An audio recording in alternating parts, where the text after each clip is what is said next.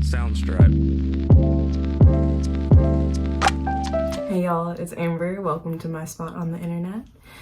Today we're going to be talking about vision boards, particularly how I created my 2023 vision board. I used Canva and Pinterest for it. But just an end of the year review, I think, is always the first step. Having New Year's resolutions has always been a little weird for me. Of course, like moving into a new year, like that's exciting energy to feed off of. But I think it's really weird that we do it in the middle of winter. I'm somebody who very much so is affected by the seasons, me and the weather go like this. I don't know how you feel, but that seasonal depression definitely tries to come from my throat sometimes. So I think it's very important for me, and maybe you can take this as well, but I try not to set new goals for the new year. I think in this time of winter, like, this is to rest. It's to recharge and to just hibernate and just like focus on like what you're bringing from last year. So I don't like to get super hard on my goals. For example, like, I've already been going to the gym, so I just want to maintain that. I don't want to do anything harder or heavier. I actually have a personal trainer at the moment, and today when I'm filming this is actually our last day together. So I am a little bit sad about that, because she definitely kept me on my commitment to it. She wouldn't let me slack. So now I kind of just have to take that discipline that I've learned with her and carry it through by myself now. So we'll see how that goes. I actually do really believe in myself because the gym has become a safe place for me. You know, like 2016 Amber would like fight me saying that, but she's grown, she's progressed. So with living with the seasons, I try not to set anything too crazy in these periods of rest. I kind of just want to continue my goals / objectives to keep carrying out until we hit like spring and summer and seasons where I feel more activated and more inclined to pour into new projects. The first spot for me, this is my favorite part. I'm a very visual learner. So I love hopping on Pinterest and creating a mood board for the new year. In this mood board, I think making the Pinterest boards for me particularly, I love having my biggest inspiration being my future self. I think when I envision the type of person I want to be, it's easier to step into her, and it's easier to be kinder to my current self as well.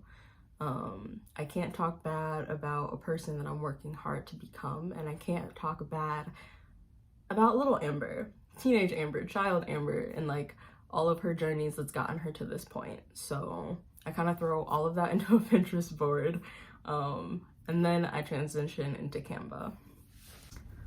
So for the website Canva, it's free to use. I hop onto their whiteboard setting.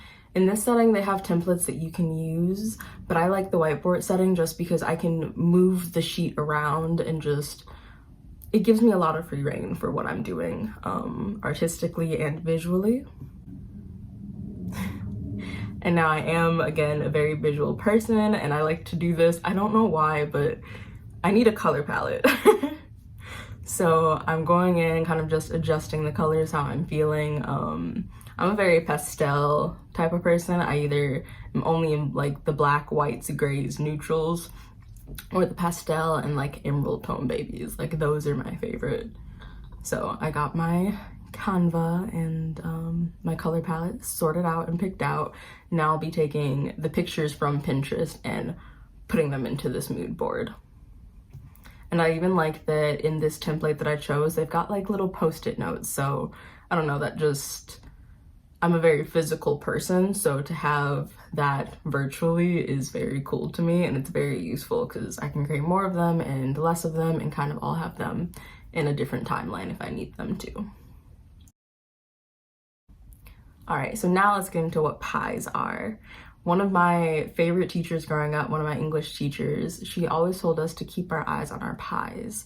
And what she meant by that was your physical health, your intellectual, emotional, and spiritual well-being. Doing it this way, and then I also add in financially as well, but doing it this way kind of just gives me a nice starting point for what my goals should even be and what they should even look like and what I want them to carry into. But once I've dragged all of my pictures and typed up all my resolutions onto this board, now I just let it sit. I think the worst thing that we can do as humans, we kind of just have these tendencies of like ruminating on certain things, and especially the big hype of, oh, it's a new year, new me, what I'm gonna hop on, like what do we have to do? And I think especially my generation wanting that instant gratification of things, some things will take time. And I think for me, a big thing that I want to bring into 2023 is allowing life to happen and just showing up for life.